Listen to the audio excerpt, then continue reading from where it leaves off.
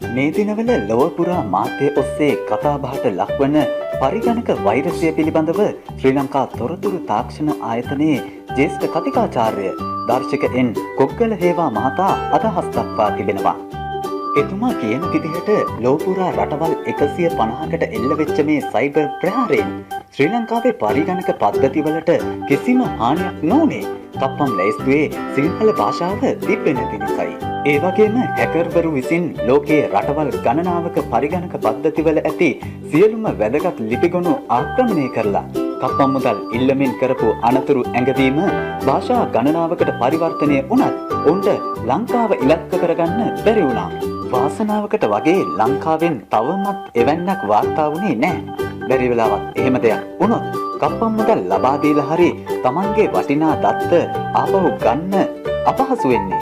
ඔවුන් කප්පම් මුදල් ඉල්ලන්නේ ලංකාවේ ඊතරම් භාවිතයක් නැති බීට්කොයින් වලින් වීම නිසා.